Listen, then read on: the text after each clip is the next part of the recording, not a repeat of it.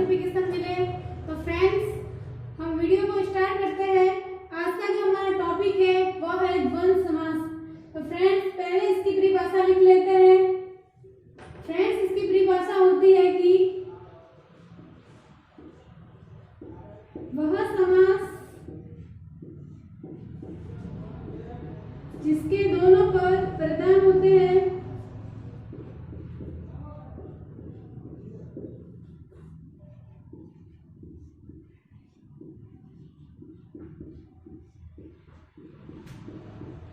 Friends द्वंद्व समास की परिभाषा होती है कि वह समास जिसके दोनों पद प्रधान होते हैं वह द्वंद्व समास कहलाता है। फ्रेंड्स यहाँ पे प्रधान का मतलब यानी कि दोनों जो पद है वो महत्वपूर्ण होते हैं इस समास के अंदर। और दूसरी इसकी जो पहचान है वह होती है पदों के मध्य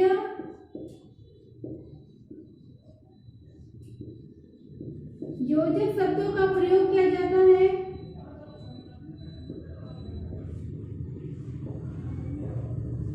फ्रेंड्स जो द्वंद्व समास है इसकी दूसरी पहचान होती है कि इनके पदों के मध्य जो है वो योजक शब्दों का प्रयोग किया जाता है। फ्रेंड्स अभी हम पढ़ते हैं कि द्वंद्व समास है इसके कितने प्रकार हैं। तो फ्रेंड्स जो द्वंद्व समास है इसके 3 प्रकार माने जाते हैं। पहला जो इसका होता है वो होता है इतरेतर द्वंद्व समास। और फ्रेंड्स जो दूसरा होता है वो होता है समाहार द्वंद्व समास।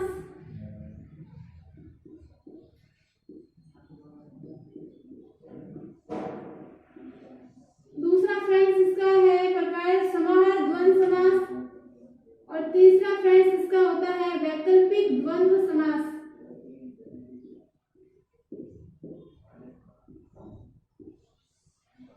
फ्रेंड्स आपसे डायरेक्ट ऐसे भी क्वेश्चन किया जा सकता है कि जो द्वंद्व समास है इसके कितने प्रकार है। तो आपको याद रखना है कि इसके 3 प्रकार माने जाते हैं। पहला है इतरेतर द्वंद्व समास और दूसरा होता है समाहार द्वंद्व समास और तीसरा होता है वैकल्पिक द्वंद्व समास। तो फ्रेंड्स इसको हम एक एक करके उदाहरण के द्वारा समझते हैं ताकि आपको अच्छे से समझ में आए। तो फ्रेंड्स जो इतरेतर समास होता है इसके अंदर जो है और जो योजक का शब्द है उसका प्रयोग किया जाता है। फ्रेंड्स ये आपको याद रखना है। इतरेतर द्वंद्व समास के अंदर जो है और योजक शब्द है इसका यूज किया जाता है इसके अंदर। फ्रेंड्स तो पहला उदाहरण हम यहाँ पे लेते हैं।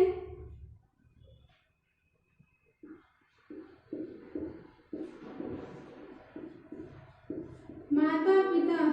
तो फ्रेंड्स इसका जब हम समास विग्रह करेंगे तो यहाँ पे होगा माता और पिता।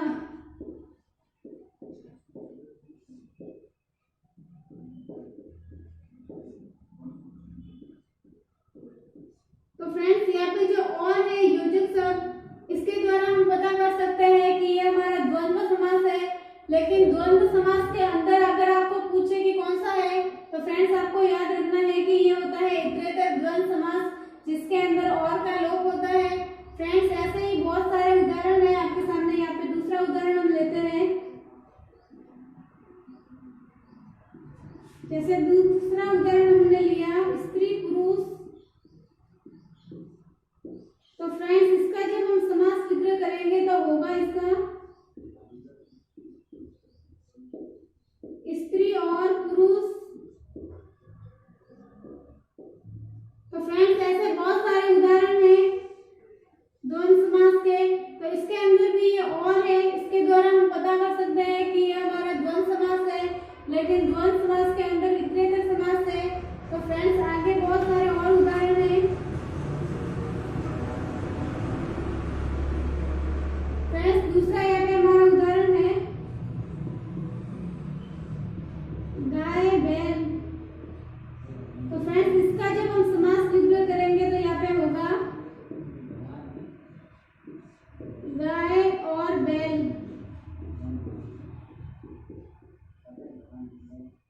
तो फ्रेंड्स यहाँ पे भी और है, इसके जो द्वारा हम पता कर सकते हैं कि हमारा द्वंद्व समास है, लेकिन जो है इतरेतर द्वंद्व समास है। दूसरा फ्रेंड यहाँ पे हम लेते हैं 55। तो इसका जब हम समास विग्रह करेंगे तो फ्रेंड्स यहाँ पे होगा 50 और 5।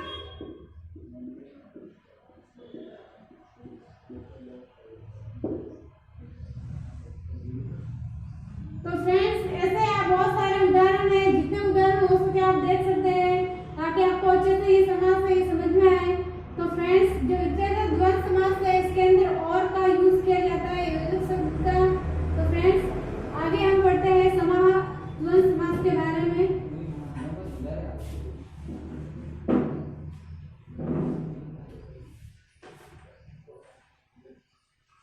फ्रेंड्स समाह द्वंद्व समास में इसके अंदर जो है आदि या फिर इत्यादि का प्रयोग किया जाता है और इसकी एक पहचान है फ्रेंड्स की दो, जैसे हमने कोई उदाहरण लिखा उसके जो दोनों पद है उन पदों के अलावा भी इसका और अर्थ निकलना चाहिए, तभी जो है समास द्वंद्व समास होता है। और यहाँ पे योजक शब्द है आदि या फिर इत्यादि का यूज किया जाता है। तो फ्रेंड्स यहाँ पे हमने लिखा है एक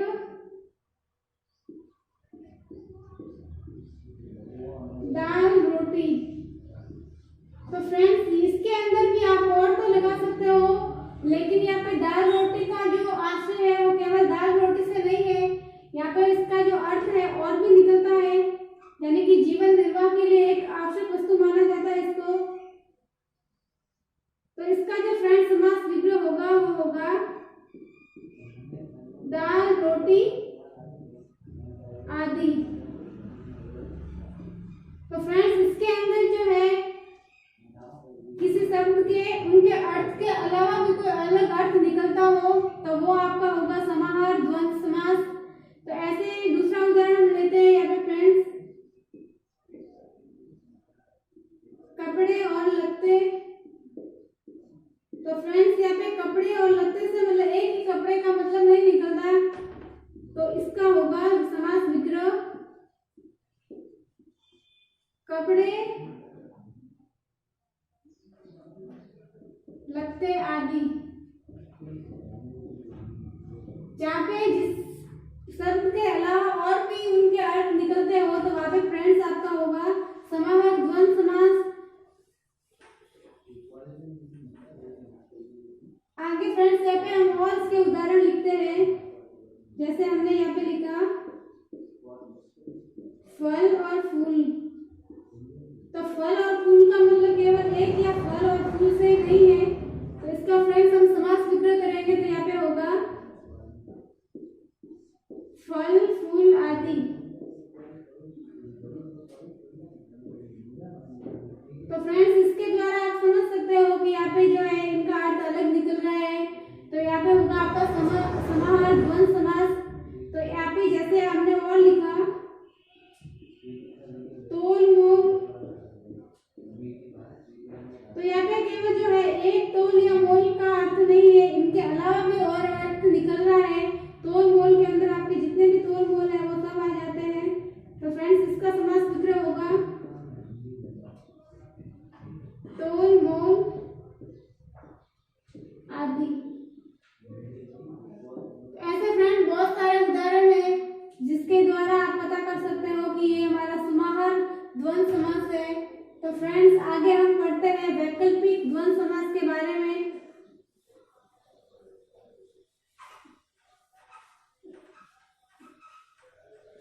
फ्रेंड्स आगे हम पढ़ते हैं यहाँ पे वैकल्पिक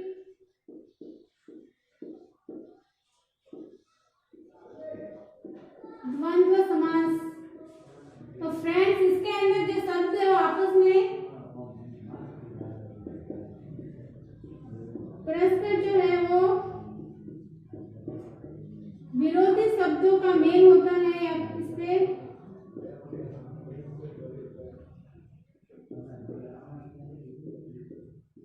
और दूसरी इसकी पहचान है कि जितने भी विलोम शब्द वाले उदाहरण है फ्रेंड्स वो वैकल्पिक द्वंद्व समास के अंतर्गत आते हैं। फ्रेंड्स तो यहाँ पे हम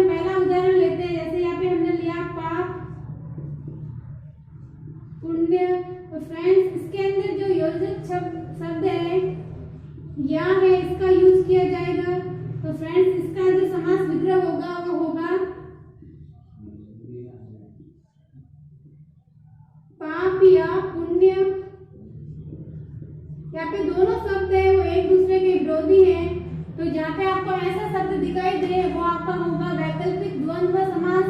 तो फ्रेंड्स आगे और उदाहरण के द्वारा हम समझ सकते हैं।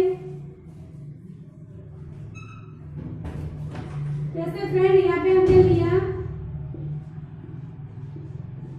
हानि लाभ, तो फ्रेंड्स इसका जब हम समास विग्रह करेंगे तो इसका होगा हानि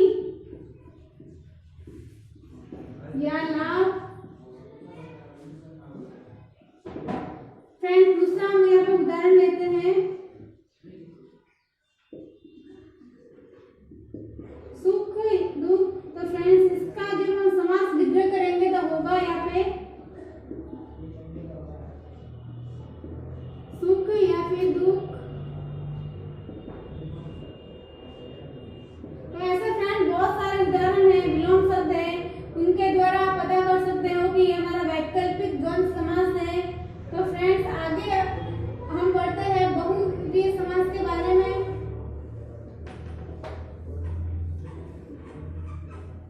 फ्रेंड्स आप जितना हो सके आप उदाहरण को समझने की कोशिश करें तो आपको जो समास है वो आसान लगेगी और जितना मतलब अच्छे से समझ में आएंगे।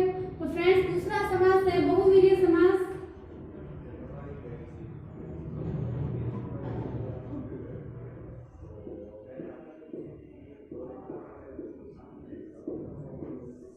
तो फ्रेंड्स इसकी जो परिभाषा होती है कि वह समास जिसके दोनों पद क्या होते हैं अप्रधान होते हैं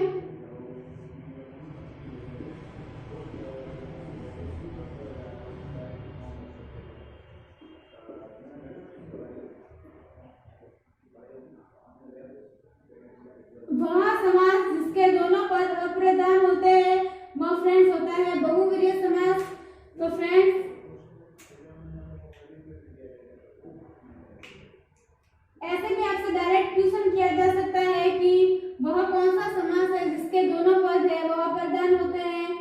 तो फ्रेंड्स आपका आंसर होगा कि बहुविधीय समास जिसके दोनों पद अप्रधान होते हैं और किसी तीसरे का अर्थ निकलता हो।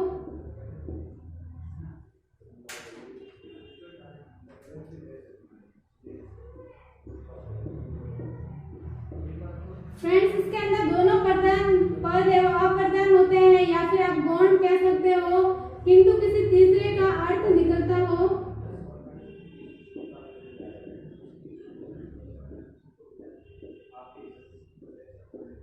वहां आपका होगा फ्रेंड्स बहुविधीय समास। तो फ्रेंड्स हम उदाहरण के द्वारा इनको समझते हैं। पहला उदाहरण जैसे हमने यहाँ पे लिया दशानन। तो फ्रेंड्स इसका जब हम समास विग्रह करेंगे तो यहाँ पे होगा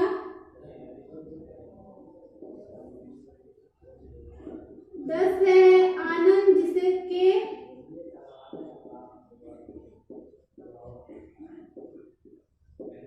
अर्थात इसका होगा फ्रेंड्स रावण। तो फ्रेंड यहाँ पे 10 है और आनंद दोनों ही जो शब्द है वो यहाँ पे अप्रधान है लेकिन यहाँ पे किसी तीसरे का अर्थ निकलता है। यहाँ पे जो पूरा ही दशानन शब्द है वो रावण के लिए यहाँ पे प्रयुक्त हुआ है, यानी कि जब किसी तीसरे का अर्थ निकलता हो तो वहाँ पे फ्रेंड्स आपका होगा बहुविधीय समास। तो फ्रेंड्स हम दूसरा हम उदाहरण यहाँ पे लेते हैं। दूसरा फ्रेंड्स हमने उदाहरण लिया यहाँ पे पीताम्बर। तो फ्रेंड्स इसके अंदर है बहुत सारे स्टूडेंट कंफ्यूज हो जाते हैं कि इसके अंदर कर्मधारय समास होगा या फिर बहुविधीय समास होगा। तो फ्रेंड्स इसके अंदर जो है दोनों समास होते हैं। इसके अंदर बहुविधीय समास भी होता है और कर्मधारय समास है वो भी होता है। फ्रेंड्स इसका हम समास विग्रह करेंगे तो होगा पीले हैं वस्त्र जिसके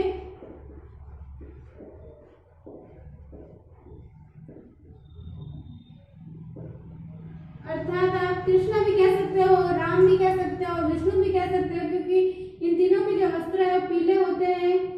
तो फ्रेंड्स अगर आपके क्वेश्चन में आए कि इसके अंदर कौन सा समास है तो पहला आंसर तो इसका होगा बहुविधीय। अगर आपके ऑप्शन में बहुविधीय समास नहीं दिया हुआ है तो फ्रेंड्स इसका दूसरा ऑप्शन होगा कर्मधारय समास।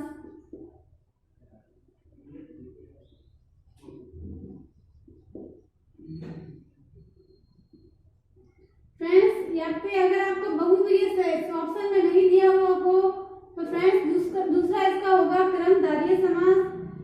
कर्मधारय समास में क्या होता है कि जो प्रथम पद है वो द्वितीय पद की विशेषता बताता है। यहाँ पे जो प्रथम पद है वो द्वितीय पद की विशेषता बता रहा है, यानी कि पीले वस्त्र, यानी कि वस्त्र वो कैसे है तो इसकी विशेषता बता रहा है प्रथम पद। तो कर्मधारय समास है वो भी इसके अंदर होता है। तो फ्रेंड्स आपको ध्यान रखना है, पहला ऑप्शन होगा इसका बहुव्रीहि। अगर बहुव्रीहि ऑप्शन में नहीं दिया हुआ है फ्रेंड्स तो आपका होगा कर्मधारय समास। ऐसे फ्रेंड्स हम और उदाहरण लेते हैं।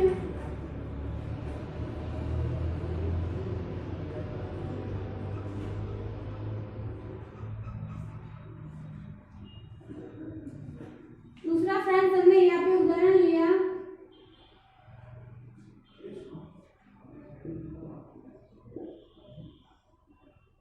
मुरलीधर। तो फ्रेंड्स इसका जो हम समास विग्रह करेंगे तो होगा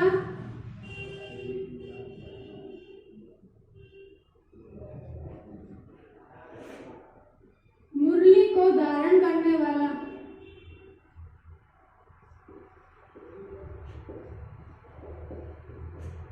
तो फ्रेंड्स आपका हो जाएगा कृष्ण।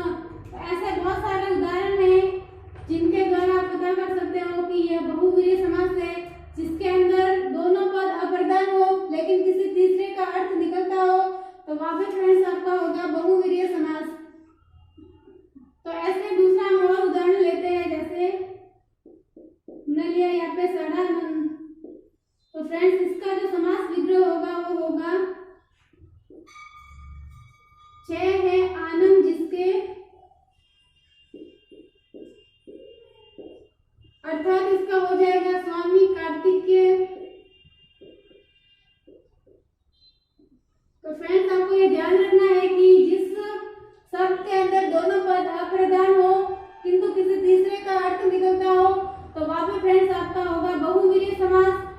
तो फ्रेंड्स आपको जो है आज का जो वीडियो है वो अच्छा लगा होगा। आज हमने द्वंद्व समास और बहुव्रीहि समास के बारे में पढ़ा है। नेक्स्ट वीडियो के अंदर हम दूसरे जो द्विगु एवं कर्मधारय समास है उनके बारे में पढ़ेंगे। फ्रेंड्स अगर आपको हमारा वीडियो अच्छा